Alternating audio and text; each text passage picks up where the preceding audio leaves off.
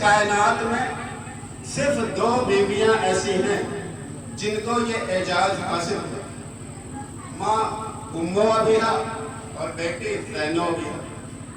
ماں محمد رسول اللہ جیسے نبی کی ماں اور بیٹی علی ولی اللہ جیسے ولی کی زینب۔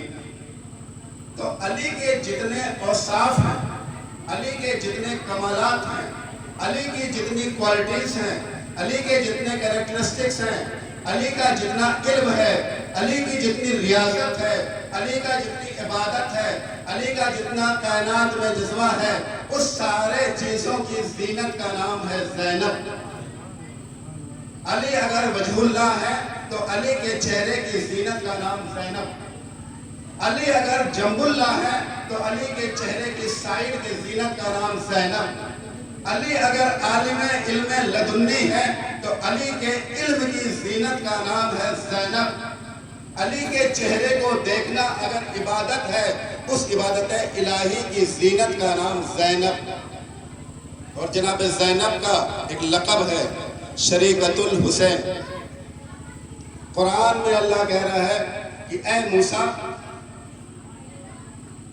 فرعون کے دربار میں جاؤ، اس نے سرکشی کی ہے، وہ باغی ہو گیا ہے، اس کو سمجھاؤ۔ تو موسیٰ کہتے ہیں یا رسول اللہ، میں جانے کو تو تیار ہوں، مگر میری ایک درخواست ہے۔ اللہ نے پوچھا کیا درخواست ہے؟ تو موسیٰ کہنے لگے یا رسول اللہ، مجھے رب اشرح لی صدری، میرے سینے کی گرہ کو کھول، ویسر لی امری، میرے کام کو آسان کر، اور یفقہوا قولی، تاکہ لوگ میری بات کو سمجھ سکیں، اور وزیراً ہارون، اور میرے بھائی ہارون کو میرا وزیر بنا اور میری نبوت میں شریک کی۔ نبیوں کے شریک ہوتے ہیں، اللہ وحدہ لا شریک ہے، اللہ کا کوئی شریک نہیں ہے، مگر نبی کے شریک ہوتے ہیں۔ تو موسیٰ کہہ رہے ہیں کہ میرے بھائی ہارون کو میرا وزیر بنا اور میری نبوت میں شریک کر۔ اللہ نے ان کی بات کو مان لیا۔ تو ایک بات یہ سمجھ میں آئی کہ جیسے فرعون کے دربار میں ہارون شریکت نبوت موسیٰ ہے، اسی طرح یزید کے دربار میں زینب شریکت امام حسین۔ اب دیکھیے، اسلام کے شروع ہونے سے اب تک جتنے نبی آئے سب نے اسلام کو پھیلایا، مگر اسلام کمپلیٹ نہیں ہوا۔ اسلام پورا ہوا غدیر میں۔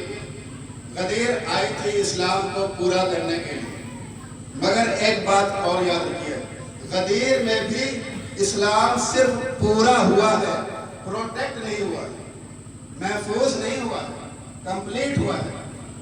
اسلام کو پروٹیکٹ کیا کربلا میں، محفوظ کیا ہے کربلا میں۔ تو یہ مانیے اسلام کا ماضی بچایا تھا حسین نے، اور اسلام کا مستقبل بچا گئی زینب۔ اگر حسین نہ ہوتے تو نانا کا دین کربلا کے ریگستانوں میں دفن ہو گیا ہوتا، مگر اگر زینب نہ ہوتی تو کربلا کی شہادت، کربلا کا پیغام کربلا کے ریگستان میں دفن ہوتا۔ مدینے سے کربلا تک امام حسین ہے اور زینب، مگر کربلا میں یوم عاشورہ شام غریبہ کے بعد زینب علی بھی ہیں، زینب حسن بھی ہیں، زینب حسین بھی ہیں، زینب عباس بھی ہیں۔ زینب علی بھی ہیں، حسن بھی ہیں، حسین بھی ہیں، عباس بھی ہیں۔ مرحب بنا یزید تو حیدر بنی زینب، ابرا ابو جہل تو پیمبر بنی زینب، حمزہ کبھی مسلم کبھی جعفر بنی زینب۔ زینب کہیں حسین کہیں پر حسن بنی، زینب کہیں حسین کہیں پر حسن بنی۔ زینب کا ایک تن تھا مگر پنجتن۔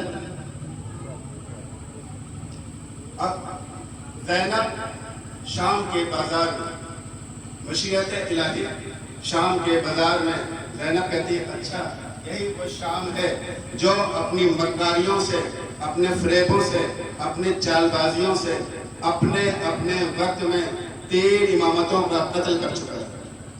اب زینب فاتحانہ انداز میں شام کے بڑے بڑے قصر کو زمیندوز کرتے ہوئے، اپنے لفظوں کی تلوار سے کفر کی رگیں کاٹتے ہوئے علی کے دربار میں داخل ہوئے، مگر مشیت الہی اور مشیت الہی کو نبھانے والے اللہ کے کچھ چنے ہوئے افراد، زینب یزید کے دربار میں اذان ہو رہی تھی اور اذان الہی رسیوں میں جکڑی ہوئی۔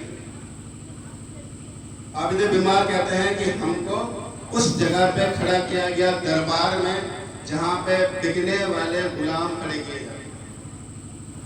اذان ہو رہی تھی اور اذان الہی رسیوں میں جکڑی ہوئی۔ رسی کے ایک حصے میں یاسین کا گلا تھا اور دوسرے حصے میں کوثر کا گلا تھا، جس کا قد چھوٹا تھا۔ تو جب یاسین اپنی کمر کو سیدھی کرتی، کوثر کے تلوے اڑ جاتے اور کہتی اماں اپنی کمر کو نیچے کر، میرے گلے کی رسی تنگ ہو گئی۔ اب یزید کے دربار میں یہ شرابی، میں کہتا ہوں کہ دنیا میں رونے کے لیے آدمی کچھ نہ سنے، بس ایک لفظ یہ کافی ہے کہ یہ شرابی، یہ ملعون اپنے تخت پہ بیٹھا ہوا تھا، اس کے ہاتھ میں شراب کا گلاس تھا اور یہ شراب پی کر کہتا ہے اس میں سے علی کی بیٹی کون؟ تو ایک ملعون آگے بڑھا، اس نے کہا وہ جو سفید بال والی ضعیفہ ہے، اس کی کمر کے پیچھے، اس کی کمر پہ سر رکھ کے جو کھڑی ہے وہ علی کی بیٹی ہے۔ تو کہنے لگا کہ یہ جو کنیز ہوتی ہیں، اس نے پوچھا یہ کون ہے سفید بال والی؟ اس نے کہا یہ ان کی کنیز ہے۔ کہنے لگا کنیزیں تو پیچھے کھڑی ہوتی ہیں، یہ ان کے آگے کیوں کھڑی ہے؟ تو انہوں نے کہا کہ ہم نے پورے راستے اس کو بہت ستایا، بہت ظلم کیا، لیکن اس نے اپنی بیوی کا پردہ نہیں چھوڑا۔ اس نے کہا میں نہیں مانتا، اس ضعیفی کے عالم میں اگر تم نے اس پہ ظلم کیا ہوتا یہ ضرور اپنی بیوی کا پردہ چھوڑتی۔ وہ ایک لوہے جیسی چیز لے کے آگے بڑھا، اس نے کہا ضعیفہ اپنی بیوی کا پردہ چھوڑ، نہیں تو میں تجھے قتل کر دوں گا۔ وہ ہنس کے کہتی فطرت جا، مجھے جان سے ڈراتا ہے، آج کے لیے تو رسول سے زندگی مانگی تھی۔ میں نے رسول سے کہا تھا یا رسول اللہ میں آپ کی بیٹی کا پردہ بن سکوں، آج کے لیے تو زندگی مانگی تھی۔ اس حالت کو دیکھ کے زینب کہتی ہیں اماں پردہ چھوڑ دے۔ تو بی بی فضہ رو کے کہتی ہیں یا اماں مت کہہ، یا پردہ چھوڑنے کو، یا اماں مت کہہ یا پردہ چھوڑنے کو مت کہہ، تو بتا اگر آج تیری ماں ہوتی تو اس نجس ترین ماحول میں کیا تیرا پردہ چھوڑتی؟ پورے شام کے بازار میں بی بی فضہ نے اپنا پیر ہلایا نہیں۔ وہ کہتی ہے میں نہیں چاہتی تھی کہ میں ایک پل کے لیے بھی پیر ہلاؤں اور کسی غیر انسان کی نظر بیوی کے قدموں میں پڑے۔ اب اس نے وہ لوہے جیسی چیز فضہ کے سر پہ ماری، فضہ کے چاندی جیسے بال، یاقوت جیسے سرخ ہو، ہاتھ اس کا بندھا ہوا ہے رسیوں میں اور سر پر خون۔ دائیں دیکھا بائیں دیکھا، پھر وہ چیخ کر کہتی ہے اس دربار میں کوئی حبش کا رہنے والا ہے؟ 300 تلواریں لہرا گئی۔